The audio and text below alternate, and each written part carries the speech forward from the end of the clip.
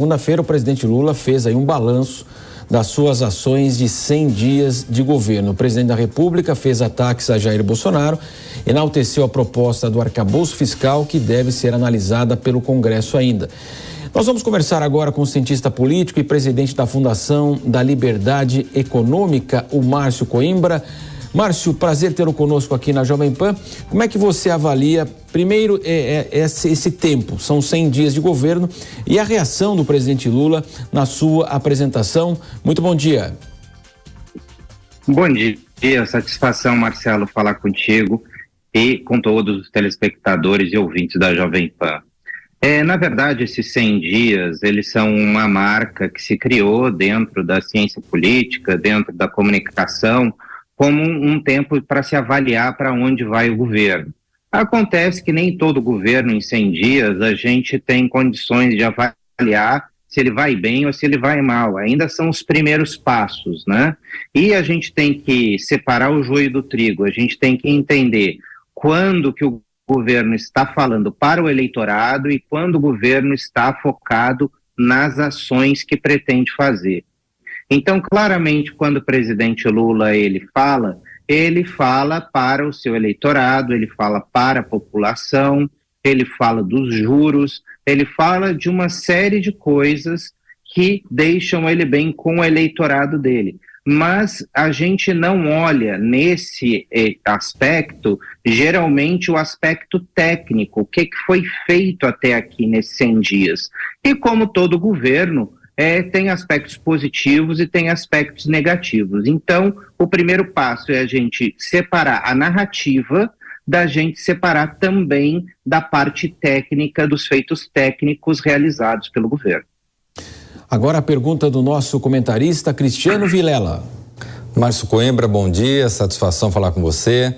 Ontem pudemos presenciar as declarações do presidente Lula falando sobre os 100 dias de governo e também pudemos acompanhar as declarações do governador do estado de São Paulo, Tarcísio de Freitas. Eu gostaria que você comparasse o discurso de cada um dos dois, fazer um comparativo entre um discurso mais palanqueiro, vamos dizer assim, de Luiz Inácio Lula da Silva e um discurso mais institucional, mais técnico do governador Tarcísio. Oi, Cristiano, obrigado pela pergunta. Realmente isso coloca em perspectiva dois estilos diferentes de governar, né? E dois eleitorados diferentes. Enquanto o presidente Lula está falando para um eleitorado nacional e ele se baseia claramente muito mais em um eleitorado que tem uma leitura muito diferente do eleitorado do Tarcísio de Freitas, a gente vê que o governador Tarcísio ele fala diretamente para um outro tipo de eleitorado, para o eleitorado paulistano e para o eleitorado paulista, que são eleitorados de características completamente diferentes. Então, a despeito também da gente olhar que são estilos de lideranças diferentes, a gente tem que perceber que eles também estão falando para eleitorados diferentes. O eleitorado brasileiro para o qual Lula fala é um eleitorado completamente diferente para o qual fala Tarcísio de Freitas. E Tarcísio de Freitas ainda busca consolidar-se, né, como uma grande liderança em São Paulo, provavelmente buscando uma reeleição e pensando talvez em 2030. Então, Tarcísio de Freitas tem um caminho a trilhar em São Paulo e eu acho que o caminho que ele começou a trilhar, ele está realmente em consonância com o eleitorado paulista, de um modo geral, de todo o estado, e mostra que ele está em sintonia com o eleitorado que o elegeu. Eu acho que a gente tem dois estilos de liderança e a gente tem dois eleitorados diferentes para qual cada um dos dois fala. Sem dúvida, Márcio, ontem era visível, né, que o presidente estava contrariado, porque evidentemente, claro que ele acompanha todo o noticiário e ontem, antes dele falar, o que se propagava pela imprensa é que ele não tinha muito o que mostrar, fazia um revival aí dos seus outros governos, Bolsa Família, temas também Minha Casa Minha Vida, ou seja, programas que ele já tinha utilizado em governos anteriores petistas. Ele está prometendo um relançamento, a reconstrução do Brasil. Claro que o marketing aí, o Brasil voltou, dizendo, mas ele estava visivelmente contrariado porque ele tinha muito pouco para mostrar. Evidentemente, como você disse, 100 dias, nós não podemos aí dizer que se o governo vai ser ruim ou não a partir desses 100 dias. Mas, de qualquer forma, é claro que ele levou mais o campo político, tanto que ele falou, fez uma abertura e depois ele acabou seguindo lá o protocolo e, portanto, seguiu o texto que foi enviado para ele para justamente fazer esse balanço. Exatamente, isso mostra o que a gente está vivendo, Marcelo, porque o que a gente consegue olhar desses primeiros 100 dias é que a gente primeiro tem que olhar qual é o objetivo desse governo. O primeiro é de reconstrução. Então, na verdade, esse governo ele foi eleito dentro de uma agenda já pré-estabelecida, uma agenda que foi os 8 anos do primeiro governo e segundo governo Lula. Então, ele vai o que primeiro fazer? Implementar estas políticas que foram abandonadas ou que tomaram outro rumo desde o governo Temer e depois do governo Bolsonaro. Ele vai reimplementá-las. E a reimplementação desses projetos, ele leva muito mais do que 100 dias, né? Então, existem uma série de programas de antigos governos Lula, né, que são políticas que estão sendo reimplementadas. A gente sempre tem que olhar com respeito ao resultado das urnas. Eu, quando trabalhei no início do governo Bolsonaro, nós implementamos medidas de mudança porque esta era uma política de mudança que tinha sido chancelada pelo eleitorado. Então, nós começamos a implementar essa mudança. Agora, foi feita uma opção pelo eleitor de reimplementação dessas políticas. Então, Lula primeiro vai reimplementar várias das suas políticas, vários daqueles programas, e é isso que ele tem feito nos primeiros 100 dias. Realmente não dá para você já implementar políticas novas nesses primeiros 100 dias, e a partir daí, acredito que no decorrer do ano, a gente terá novas políticas a serem implementadas pelo governo.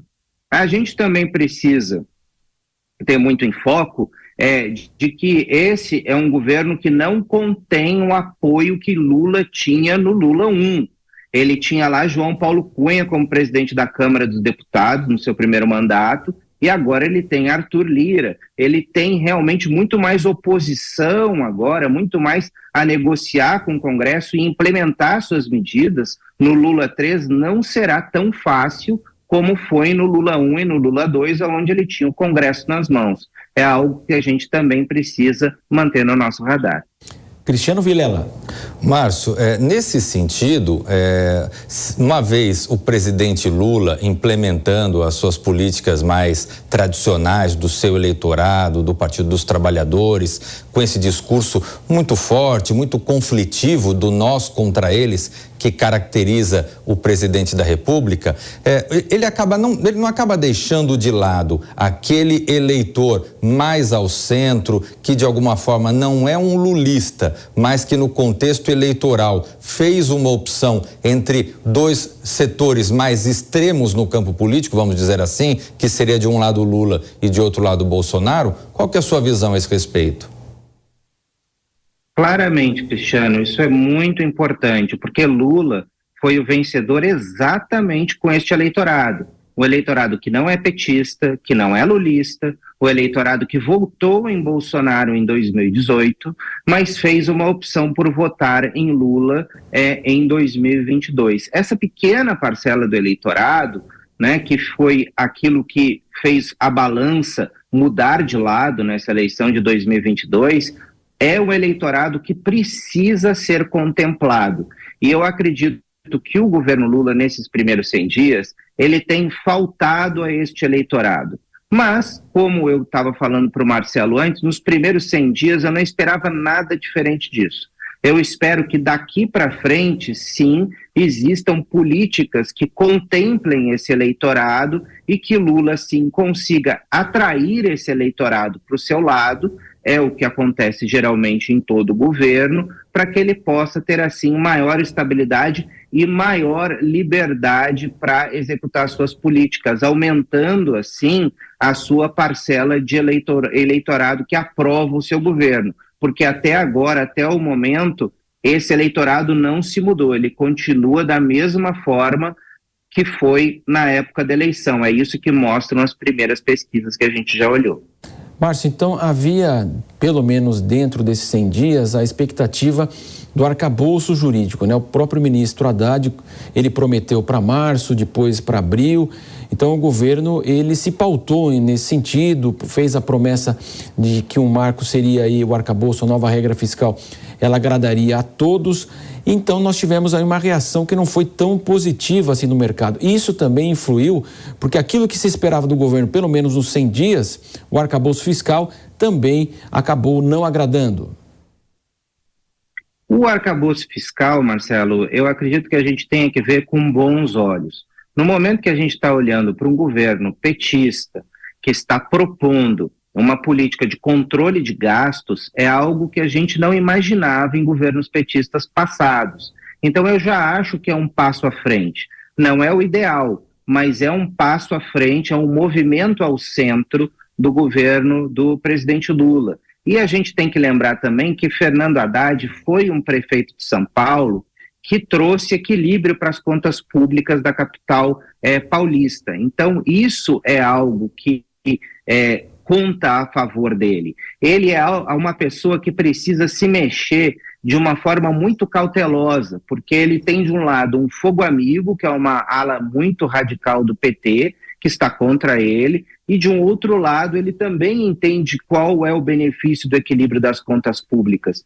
Então, na verdade, ele está na posição mais delicada e eu acho que das pessoas do centro ele deveria ter total apoio, porque ele está fazendo uma medida que é uma medida que não é aprovada por uma ala radical do PT, mas que é uma ala que é aceita por uma outra ala, que é a dele hoje, como algo muito necessário para o país. E algo também que é muito importante para os liberais. Nós não vamos ter um teto de gastos, claro, mas se nós tivermos qualquer política que enseje qualquer medida que controle os gastos do governo, eu já acho que, considerando que a gente está falando de um governo que geralmente é expansionista nos gastos, como o PT, eu acho que a sociedade brasileira já está saindo em um grande lucro.